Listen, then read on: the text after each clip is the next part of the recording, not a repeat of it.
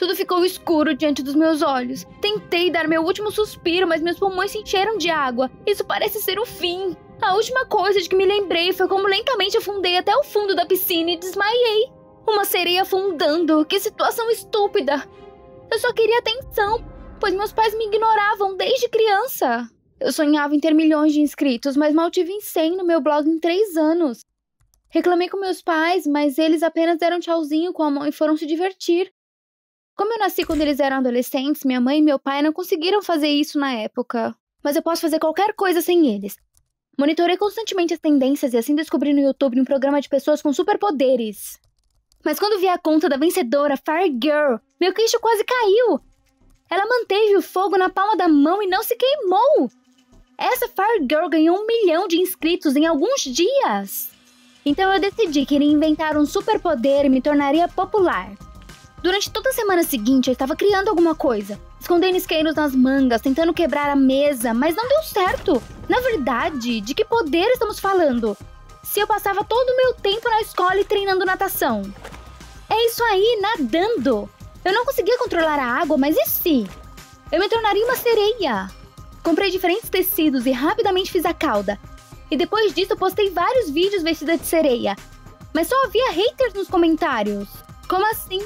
Você não pode me destruir facilmente. Eu disse que quando entrava na água salgada, me tornava uma sereia. E em terra, eu era uma pessoa normal. Resolvi gravar um vídeo para provar isso, então fui para a piscina perto de casa. Mas assim que coloquei minha cauda e filmei como adicionei sal na água, alguém bateu no portão. Quem está aí? Meus pais saíram para uma festa o fim de semana todo. De repente, o cara com uma câmera caiu no quintal. Ao me ver, ele me encarou e depois bateu palmas de alegria. Ele disse que era diretor de um show sobre super-humanos. Uau! Ele viu meu canal e decidiu que queria fazer uma transmissão ao vivo sobre a vida de uma sereia. Uma transmissão ao vivo? Eu não pude acreditar no que eu vi. O diretor continuou. Uma semana ao vivo e você vai ser como uma Fire Girl, querida. Você é uma verdadeira sereia, não é? Prove isso para o público e você será uma estrela. Já imaginei milhões de seguidores. E imediatamente concordei. Mas assim que o diretor saiu, percebi que estava perdendo a cabeça. Como eu supostamente provaria isso? O público veria cada movimento meu. Não dormi a noite toda e decidi me preparar com antecedência. E quando a equipe chegou, eu já estava na piscina. O diretor ficou empolgado com os truques na água, mas o desgrenhado cinegrafista Rick estava com cara feia pra mim. Então o diretor disse que era preciso mostrar ao público algo único. Tinha de demonstrar como minhas pernas se transformavam em cauda. Afinal, eu era uma verdadeira sereia, não uma garota em uma fantasia. Entrei seriamente em pânico e respondi que estava cansada. Talvez possamos continuar amanhã? O diretor relutantemente concordou e eu fiquei aliviada. Havia tempo para pensar. Mas o cinegrafista Rick sussurrou que estava trabalhando no programa há anos e sabia que não havia milagres e que eu estava mentindo. Eu senti um arrepio nas minhas costas. Ele queria me desmascarar? Fiquei acordada a noite toda. Como poderia mostrar que minhas pernas se tornariam uma cauda? E perto da meia-noite eu tive uma ideia. De manhã eu levantei antes de todo mundo e colei minha cauda na parede da piscina. Eu só gostaria que tudo desse certo. As filmagens logo começaram. Eu disse com a voz trêmula que agora mostraria o que ninguém tinha visto antes. Minhas pernas se transformando em uma cauda. Eu me sentei na beira da piscina, baixando minhas pernas por cima da cauda. Mantenha calma, Una. O principal era fazer isso cuidadosamente. Eu simultaneamente entrei na cauda e caí na água. Eu consegui! Mas era muito cedo para me alegrar. Eu percebi que não conseguia me mover, a cauda ficou presa na beirada. Esse era o fim. Eu empurrei e houve um som de tecido rasgado. Todo mundo ouviu. Mas o diretor apenas bateu palmas. Parece que ele não percebeu nada. O dia todo o Rick ficou me encarando. E à noite ele de repente afirmou que ele leu que as sereias têm uma bela voz e só tinha que cantar para o público. Para o meu pavor, o diretor comprou essa ideia, hein? Então amanhã eu tinha que enfeitiçar a todos com meu canto.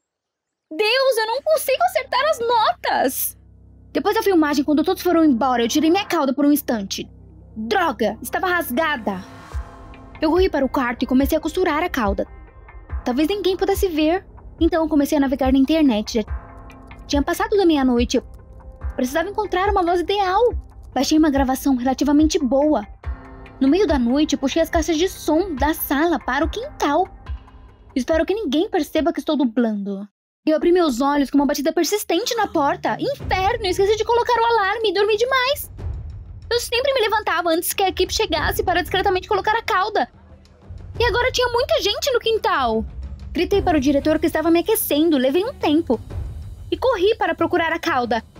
Eu acho que coloquei lá na máquina ontem. Droga! Entrei com tudo no banheiro e imediatamente abri a máquina de lavar, mas resultou que ela estava vazia. Eu estava em pânico, alguém roubou minha cauda. Provavelmente esse Rick decidiu armar para mim. Voltei para o meu quarto e quase gritei de desespero. Adeus, meu sonho de popularidade. Então meu olhar recaiu na varanda onde as coisas estavam secando. Meu coração quase parou. Entre a roupa de cama, minha cauda estava pendurada. O quê? Então me lembrei que eu mesma fiz isso. Por causa da falta de sono, eu acabei esquecendo. Agora era necessário distrair todo mundo de algum jeito enquanto eu ia pegar. Eu olhei embaixo das pernas e vi uma pedra. No segundo seguinte, ela voou direto para o tripé embaixo da varanda. A câmera com um estrondo caiu no chão. Enquanto a equipe recolhia rapidamente o equipamento, eu puxei minha cauda, corri para o quintal e vesti ela e pulei na piscina. Tentando disfarçar a emoção, peguei o controle remoto que escondi nas barbatanas e liguei as caixas de som. A voz de uma cantora ecoou por todo o quintal. Eu abri minha boca para o cântico e por um segundo acreditei que eu mesma estava cantando. Foi quando de repente a caixa de som ficou em silêncio. Eu congelei, sentindo o coração pular do meu peito. A equipe olhou para mim com expectativa. Então tossi e eu mesma cantei a frase. Achei que fosse o fim.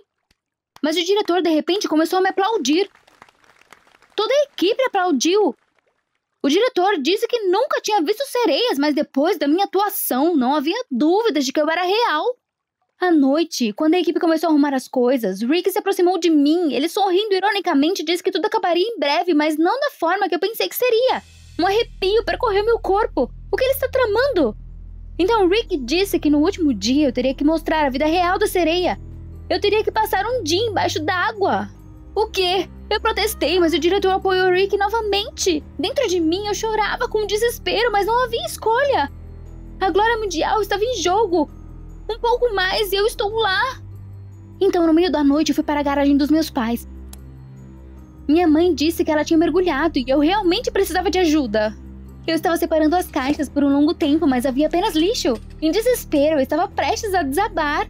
Mas então, me encostei no armário, a porta se abriu e eu vi um cilindro de oxigênio dentro. O tamanho era adequado, eu poderia esconder ele na cauda. Se ao menos tivesse oxigênio suficiente para um dia. De manhã tremia com a tensão. Mas mergulhei na água, tentando esticar um tubo de oxigênio através do maiô. Una, você consegue fazer isso. Um dia embaixo d'água, tudo bem. A primeira vez não foi difícil. Mostrei truques e mostrava uma cara feliz. Mas então o operador me chamou na superfície. Uau, vou finalmente respirar. Eu voltei à superfície e ele perguntou zombeteiramente: a sereia não está com fome? Então ele me entregou algas. O diretor concordou com ele, eu era uma sereia, eu iria comer embaixo d'água. Isso foi tão desagradável. Eu tentava mastigar e respirar através do tubo ao mesmo tempo, e tudo por causa do Rick.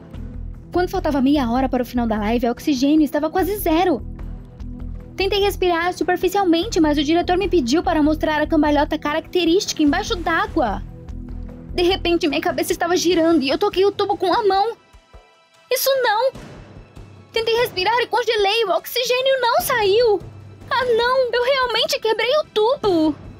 Era impossível desistir. Era necessário aguentar a todo custo. Faltam apenas 7 minutos. Prendi a respiração o máximo que pude, mas de repente tudo ao redor começou a escurecer. A última coisa de que me lembrei foi como lentamente afundei até o fundo da piscina e desmaiei. Eu acordei no quarto do hospital. Fui recuperando meus sentidos aos poucos, então eu percebi um celular na minha mesa de cabeceira. Com as mãos trêmulas, abri um programa no YouTube. Isso era assustador, mas eu queria saber o que aconteceu. Achei que era odiada, mas fiquei surpresa quando comecei a ler os comentários. O vídeo já tinha sido visto por 6 milhões de pessoas. O público escreveu que estava preocupado comigo, que me amava muito pela minha coragem. Não importava que eu não fosse uma sereia de verdade, o que era importante era que eu não tive medo de me superar e me tornar uma. Lágrimas encheram meus olhos. Então posso ser interessante sem a cauda? Nesse momento, meus pais correram até mim. Mas eles deveriam estar na festa. Achei que fosse levar uma bronca.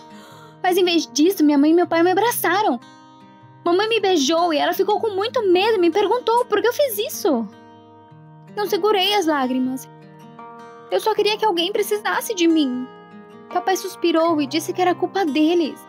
Eles deveriam ter me dado mais atenção ao invés de tentar recuperar a juventude curtindo.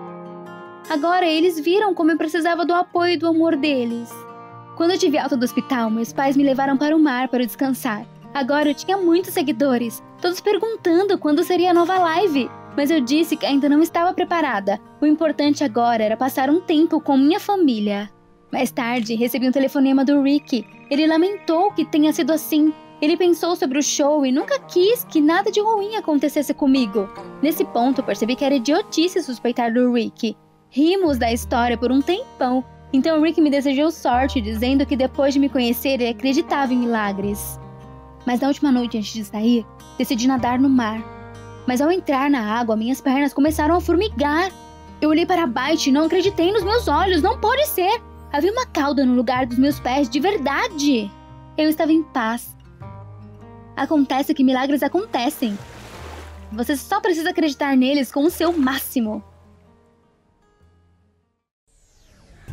Oi, meu nome é Diana, eu tenho 15 anos e eu amo corvos. Você já precisou da ajuda de um amigo para pegar dinheiro emprestado, ajuda com um teste ou para destruir seus inimigos? E se esse amigo fosse um corvo? Assista esse vídeo até o fim e descubra o que acontece quando você é gentil com um pássaro esperto. Eu sempre quis ter animais, mas eu sempre terminava no mesmo problema: meu pai.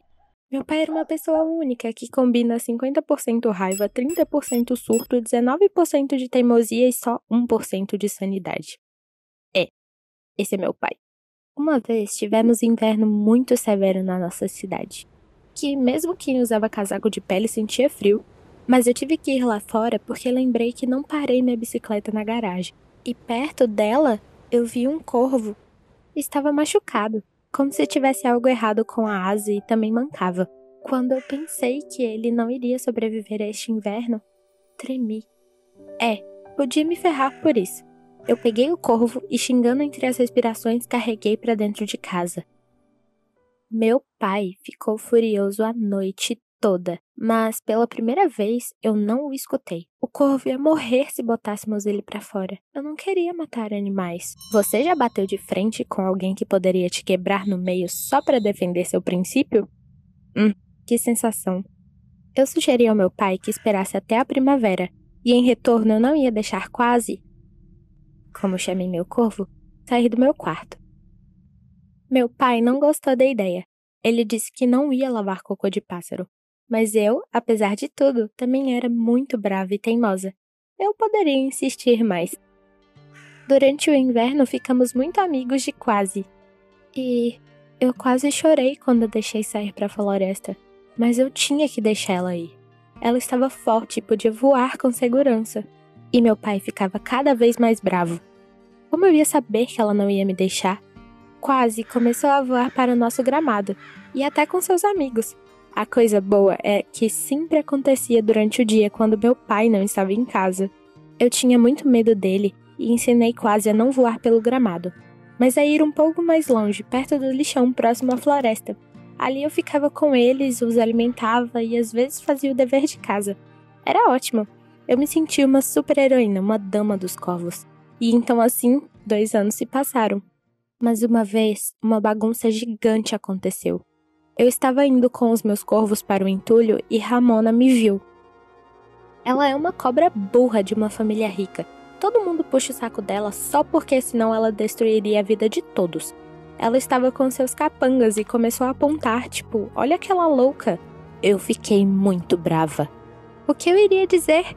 Você já defendeu sua honra com seus punhos? Eu avancei em Ramona, mas os amigos dela me seguraram e começaram a puxar meu cabelo. E então, aconteceu. Cara, aconteceu.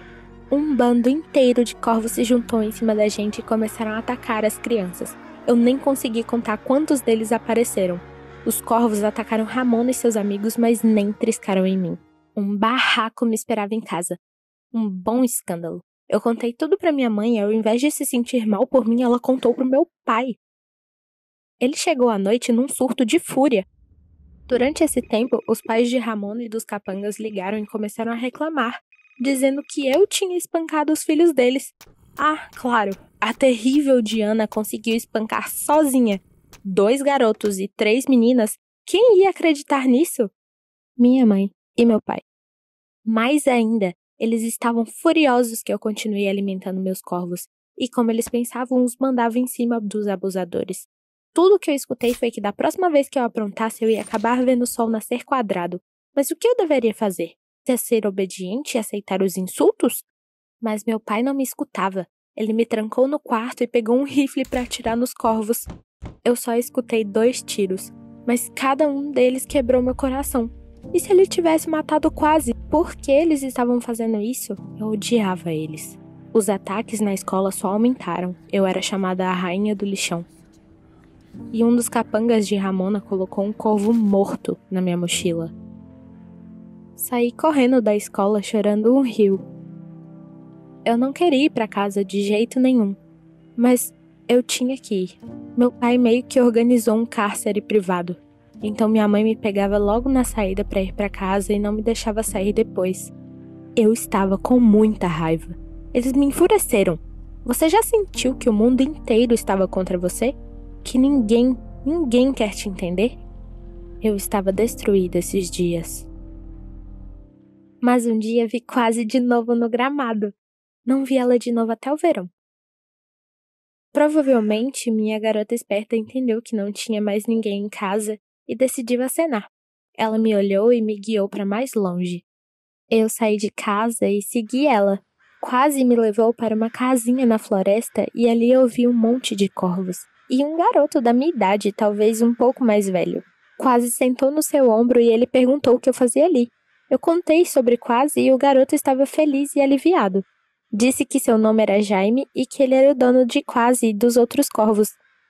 Jaime e eu rapidamente nos entendemos. Ele alimentava e treinava os corvos assim como eu. E ele era zoado na escola também. Era maravilhoso achar alguém com problemas parecidos. Começamos a nos conhecer, conversar, me ensinou a treinar os corvos e no geral ele acabou se tornando um grande amigo. Eu quase acreditei que alguma coisa boa podia acontecer na minha vida. Infelizmente, alguns meses depois, meus pais anunciaram que iríamos nos mudar para outra cidade. E a culpa era minha. Disseram que arruinei a preciosa reputação da família. Eu gritei de volta dizendo que eu preferia morar num lixão. Corri para a floresta chorando. Eu vi Jaime lá. As notícias o deixaram tão triste quanto eu. E ele disse que tinha um presente para mim. Eu engoli o choro e pensei, quando ele me daria esse presente se eu não tivesse dito que eu ia embora? Mas meu ceticismo foi embora quando ele me trouxe um lindo anel de prata com uma cabeça de corvo. Ele disse que era da mãe dele, mas que tinha ficado muito pequeno para ela e ela tinha permitido dar à amiga dos corvos, como ela me chamava. Bem, eu chorei mais ainda e prometi que eu nunca ia esquecer dele, mesmo sem o anel. Mas eu não recusei. Por algum motivo eu senti que devia ficar com ele. O que você faria se seus pais mudassem drasticamente sua vida sem nem pedir permissão? Pais não são colegas de classe. Não dá pra ir apenas lutar contra eles. Eles sempre têm a voz final. Eu permiti a mudança, mas não deixei eles tirarem os corvos e Jaime do meu coração. Eu estava esperando por uma ligação, uma carta, qualquer coisa. Passei dias olhando para a campainha e pensando no meu melhor amigo e nos nossos corvos. Nada. Silêncio. Um zero completo. Mas você sabe que eu não desisto fácil. 1 ano depois eu vim para minha cidade quando as férias começaram. Uma amiga da escola me deixou ficar na casa dela e no primeiro dia eu falei, vou visitar o Jaime. Quem? Ela perguntou. O Jaime? Qual o problema? Lúcia hesitou por um tempo e finalmente me contou o terrível acontecimento. Eu tive que me sentar. É que acabou que Jaime morreu uns meses depois que eu fui embora. Ele tinha subido no telhado para consertar e quebrou o pescoço quando caiu. A mãe dele saiu da cidade porque ela não iria conseguir viver na casa que lembrava tanto do filho. Eu fiquei sem palavras. Então foi por isso que Jaime não escreveu nada. Eu deveria saber disso. Eu deveria ter vindo assim que aconteceu. Mas como eu iria saber? Eu chorei toda a tarde e noite. E na manhã seguinte peguei minha bicicleta e fui para a casa abandonada de Jaime. Os corvos ainda estavam lá. e eu juro pra você que eles estavam felizes em me ver. A casa mal aparecia no horizonte e eles já estavam voando até mim. Me cercaram e grasnaram alto como se estivessem perguntando onde eu estava esse tempo todo. Eu olhei para o anel e depois olhei para o céu. E pensei que se a alma de uma pessoa não fosse para o céu, deveria virar um pássaro. E talvez Jaime, meu melhor amigo, se perdeu no meio dos corvos. Eu voltei para minha nova casa, mas não esqueci meus amigos. Eu estava determinada a conectar minha vida com os pássaros, em memória de Jaime. Recentemente, minha mãe pediu desculpas por tudo o que aconteceu naquela época. Eu não sei o que a fez pedir perdão, mas eu contei pra ela das minhas férias e pela primeira vez eu consegui chorar de verdade. E meu pai, bem, tenho certeza que pareço com ele na minha teimosia. Um dia ele vai me pedir desculpas, mas não acho que vai ser por agora. Oi, o meu nome é Claire e eu tenho 16 anos. Sou apenas uma adolescente normal. Ou eu era até recentemente. Você já sonhou em ter superpoderes como os dos super-heróis dos quadrinhos? Imagine que você os tem. E por causa disso, a vida se tornou claramente mais difícil. Assista até o fim e você vai ver como eu aprendi a ter visão de raio-x. Recentemente, meus pais e eu nos mudamos e eu tive que ir para uma nova escola. Eu estava com muito medo de não conseguir fazer amigos rapidamente, e eu sempre me achei um pouco estranha e diferente dos meus colegas. Notei que, muitas vezes, eu tinha sonhos estranhos e que podia sentir se uma pessoa ao meu lado estava mal ou triste. Minha estranha sensibilidade, como eu a chamava, sempre foi discriminada pelos meus colegas de classe. Isso porque uma vez pedi ao meu colega Jack para ter cuidado com a bicicleta no caminho para a escola, pois eu tinha tido um pesadelo. Eu não sabia porque eu tinha dito com tanta confiança, pois era apenas um sonho. Mas, no caminho, a corrente da bicicleta se prendeu na calça dele, como no meu sonho, e ele caiu no acostamento. O Jack veio até mim com uma perna enfaixada e me chamou de louca. Então foi assim. E eu fiquei com medo da história se repetir e decidi manter a minha boca fechada. Mas, surpreendentemente, todos na classe pareciam gostar de mim e às vezes me davam atenção demais. Eu rapidamente me tornei amiga do pessoal e até comecei a gostar da escola, o que eu não tinha notado antes. Você se acostuma rápido com pessoas novas? Finalmente, eu comecei a entender biologia e adorava tanto isso que queria ir para a faculdade de medicina no ano seguinte. Parecia que a minha vida tinha mudado muito e para melhor. Era o que eu estava achando, até que a minha loucura me atingiu de novo. De manhã, indo para a escola como sempre, eu percebi que os meus olhos doíam muito. Me lembrei das palavras da minha querida avó e culpei o computador na minha vida. Meu pai não me levou para a escola aquela manhã, pois ele estava com uma dor na barriga e não soube o que fazer por 4 dias. Minha mãe me colocou nervosamente no carro do meu pai e me levou para a escola. Eu via como ela estava enfrentando aquilo e eu quis acalmá-la. Ainda não sei como eu vi, mas quando eu olhei para o meu pai, eu vi que havia algo errado com o pâncreas dele. Estava destacado em marrom em sua barriga. E eu contei isso para minha mãe. Ela fingiu que eu não tinha dito nada estranho e disse: "Acho que eu vou dar uma olhada." Eu percebi que ela não levou minhas palavras a sério, mas o meu pai estava com tanta dor que estava disposto a acreditar em qualquer coisa que o fizesse se sentir melhor, e ele foi examinado. Ele foi diagnosticado com uma inflamação pancreática e foi operado com urgência. O médico disse que foi descoberto bem a tempo. No hospital, o meu pai me agradeceu e disse que eu tinha o talento de um médico. E eu não sabia como chamar aquilo, eu apenas vi o que estava dentro dele. Então eu comecei a ver o que havia dentro dos outros. Eu vi a hérnia nas costas da minha colega Judy e o coração do professor. No começo, era divertido ver os órgãos dos outros, como se moviam, como não se pareciam uns com os outros, mas então isso começou a me deixar com medo. Porque eu podia ver, mas eu não podia dizer e a pessoa estava sofrendo. Havia um sentimento de impotência. Mas como? E o mais importante, o que eu diria? Com licença, eu tenho uma visão de raio-x e você tem que ir ao médico para examinar seu coração, pois você tem uma válvula bloqueada no ventrículo direito do coração? Eu riria na cara da pessoa que me dissesse isso na melhor das hipóteses. E na pior das hipóteses, a levaria a um hospital psiquiátrico. Depois de viver assim por mais 3 meses, percebi que isso era insuportável. Eu contei à minha mãe que eu podia ver os órgãos de todos. Minha mãe sempre sabia o que fazer, e eu achei que ela também encontraria uma solução para isso. E, na semana seguinte, fomos até um centro científico. No começo, eu pensava que estávamos indo ao médico, até que a porta se fechou e ficamos em lados opostos. Legal. Naquele momento, eu senti que os meus pais tinham me traído descaradamente. Para onde eles me trouxeram? Para quê? Eu estava cheia de ressentimento e medo, e eu não entendia o que estava por vir.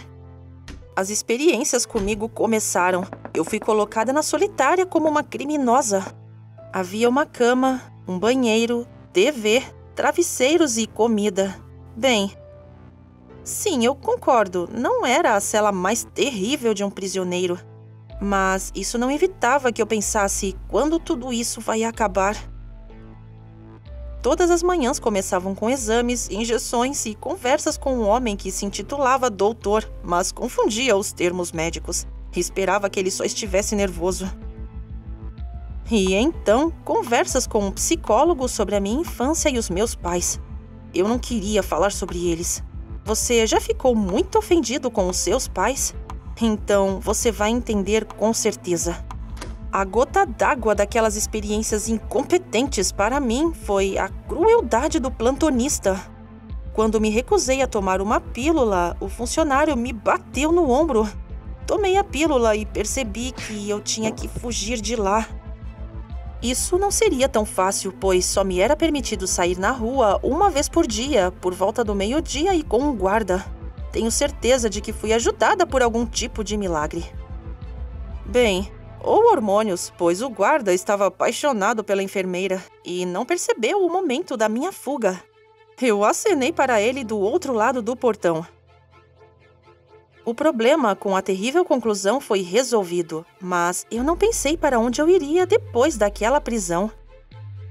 As únicas opções que eu tinha eram meus pais, minha avó ou ter uma vida independente.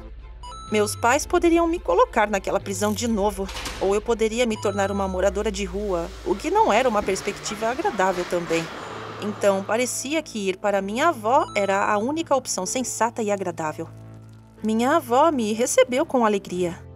Contei a ela tudo o que eu passei. Ela ficou com raiva e prometeu repreender a minha mãe por ter feito aquilo comigo. A vovó fica engraçada quando está com raiva, e eu fiquei feliz por ter encontrado apoio nela. Tudo começou a funcionar como de costume. Voltei para a escola. Eu não tinha perdido muita coisa. Aquela semana passou para mim como um ano doloroso. E todos os outros na escola tiveram apenas 3 aulas de matemática. Até aquelas imagens terríveis de pessoas doentes ao meu redor desapareceram. Até me perguntei se eu teria só imaginado. Seria ainda mais insultante que eu estivesse naquela jaula de tortura por nada. Mas eu não podia acreditar que aqueles órgãos em todos os lugares tinham parado de me atormentar. Assim como eu não pude acreditar que a minha avó tinha me entregado. Ela disse aos meus pais onde eu estava. E ali estavam meus queridos pais na porta, com uma cara de culpa e pensando que eu os perdoaria só por terem aparecido inesperadamente na porta de casa. Olhei para minha avó com a pergunta: por que está fazendo isso comigo? Ela foi a primeira a falar. Ela disse que eu entendi errado e que os meus pais não sabiam pelo que eu estava passando. Minha mãe se desculpou, contando como as coisas realmente aconteceram. Eles me levaram para fazer exames e um diagnóstico do cérebro para entender a causa desse fenômeno. E eles não tinham a intenção de me abandonar lá. Os médicos, sob o pretexto de suspeita de problemas cerebrais, pediram aos meus pais que me deixassem lá para um tratamento gratuito. Meus pais ficaram assustados e, claro, disseram que sim. E só quando chegaram em casa, começaram a suspeitar que algo estava errado. Os médicos não lhes forneceram as imagens da minha cabeça, se recusaram a deixá-los me ver e até tiraram o meu celular. Minha mãe ficou assustada e ia ao hospital todos os dias. A enfermeira, em segredo, contou que eu estava desaparecida. A minha mãe ficou pálida na sala de emergência. Ela começou a xingar e chamar o médico-chefe, mas não houve resposta. Minha avó tomou a decisão responsável de dizer a ela que eu estava bem. Acho que eu teria feito o mesmo, embora achasse injusto e cruel da parte dela na ocasião. Era como se o meu coração tivesse sido libertado. Eu percebi que ninguém tinha me traído e os meus pais não se livraram de mim como monstros. Eles me amam e realmente queriam me ajudar. Minha mãe estava determinada e foi ao tribunal para lidar com os criminosos. Não sei exatamente o que aconteceu com aquele centro de pseudociências. Minha mãe estava feliz, pois ela ganhou o processo. Com ela, eu entendi o que realmente aconteceu comigo. Toda a história de visão de raio-x acabou que era a minha imaginação fértil e a paixão pela medicina, além de excesso de trabalho. Eu nem estava chateada por não ser mais especial. Era importante para mim que eu finalmente estivesse livre daqueles tormentos e que eu pudesse ajudar as pessoas com o meu talento para curar e não com a minha habilidade de ver o invisível. E agora posso dizer o que e onde dói só usando alguns truques médicos. E eu já estou ansiosa pelo meu trabalho como médica, que irá ajudar centenas e espero que milhares de pessoas. Eu sou uma médium. Meu dom é curar com as minhas mãos. Mas dessa vez esse cliente era especial. Seu nome é Bill White. Ele queria se livrar das memórias que o perturbavam muito. Eu toquei nele. Mas do nada tudo ficou escuro. Naquele momento uma estranha visão apareceu para mim. Alguém está se aproximando da minha mãe. Ela corre para as escadas querendo descer. E então, eu vi que minha mãe estava deitada nos degraus inconsciente. E lá em cima estava Bill White, meu cliente. A visão acabou com um flash brilhante. E eu fiquei cega. Em pânico, eu chamei por ele. Mas tudo que eu ouvi foi a porta batendo. Ele fugiu. Eu estava apavorada. Estava um breu e eu não conseguia nem mesmo distinguir o contorno dos objetos. E a última coisa que eu ouvi foi o assassinato da minha mãe. O que aconteceu? Todo mundo na cidade sabia que eu podia curar, mas eu nunca havia tido uma visão. Eu só ajudava as pessoas a se livrarem da dor delas. Só isso. Embora não tenha me livrado da minha própria dor por anos, isso era diferente. Desde que me lembro, eu tenho sido atormentada pela pergunta: quem é o responsável pela morte da minha mãe? Aconteceu quando eu tinha 6 anos. Me lembro apenas vagamente de estar chorando no corpo da minha mãe e então um policial me levar para o orfanato. Após uns anos morando no orfanato, eu percebi que tinha um dom. No começo curei crianças no orfanato e depois da formatura me deram um apartamento. Eu recebia pacientes lá. Aqueles que estavam em recuperação contavam uns aos outros a meu respeito e as pessoas começaram a vir até mim de toda a cidade. Aparentemente, Bill White veio até mim da mesma forma e parece que na nossa sessão descobri a habilidade de ver o passado. Talvez Bill soubesse algo sobre o assassinato da minha mãe. Eu estava tentando descobrir como encontrar ele. Tudo que eu me lembrava dele era uma pinta no lábio superior exatamente como a minha.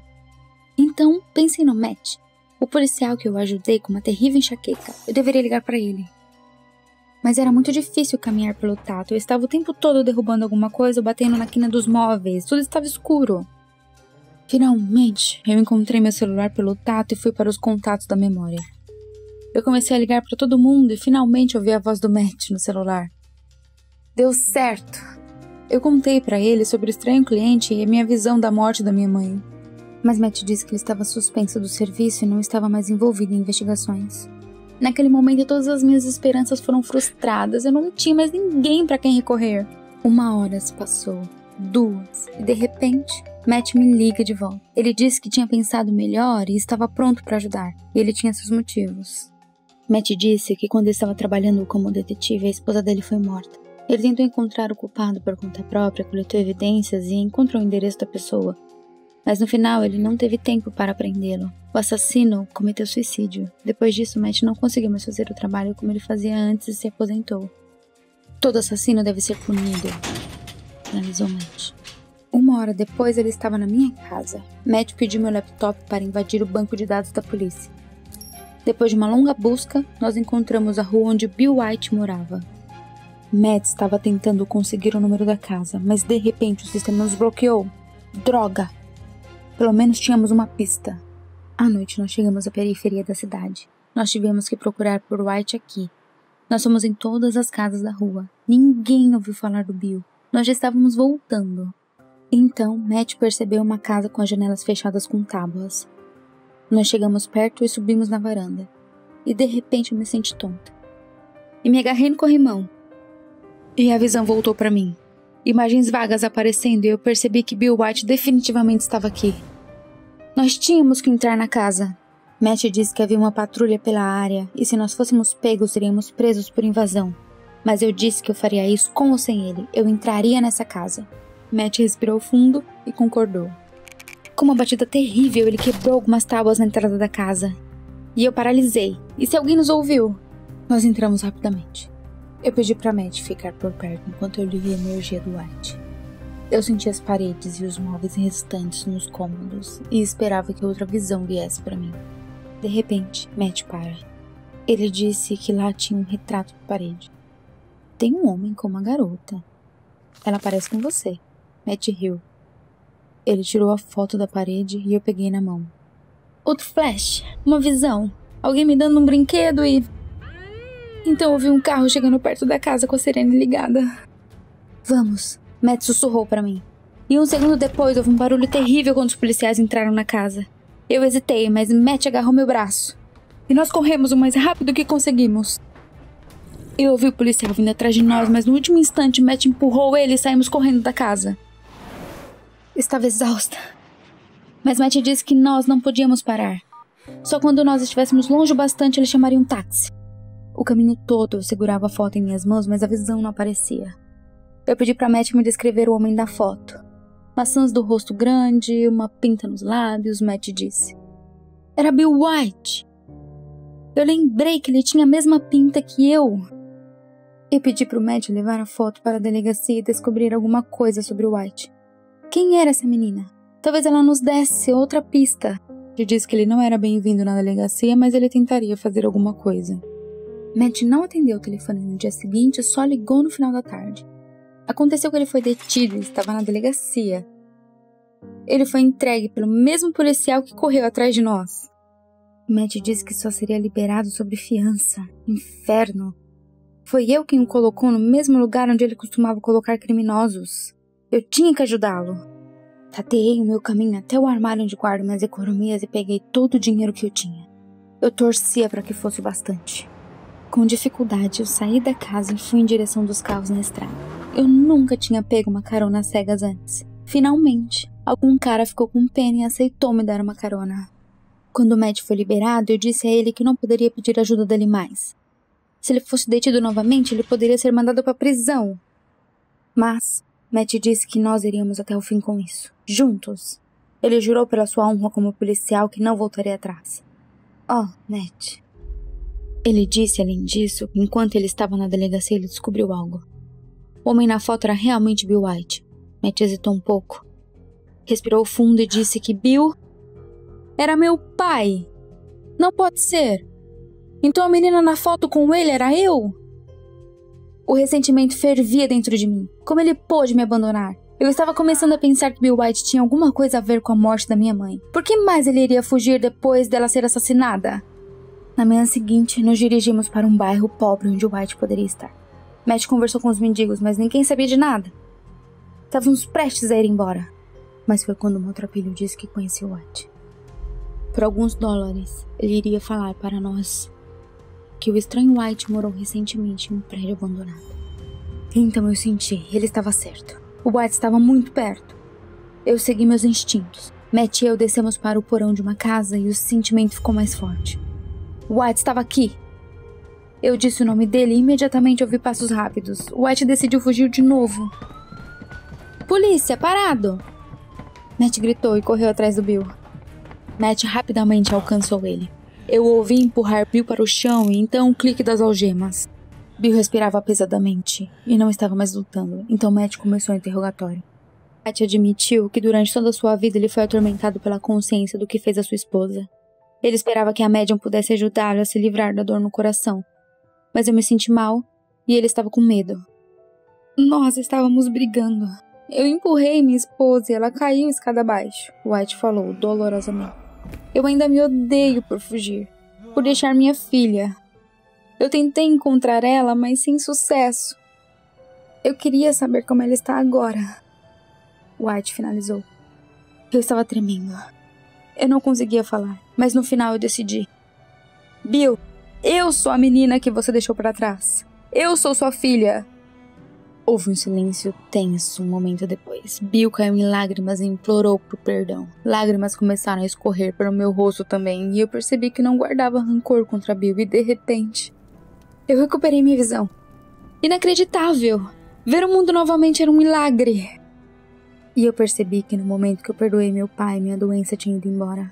É como se eu tivesse recebido uma segunda chance de fazer a coisa certa. Eu não sabia o que fazer depois.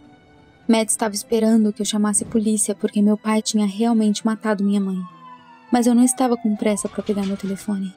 Toda a minha vida eu quis punir o assassino. Mas eu quero agora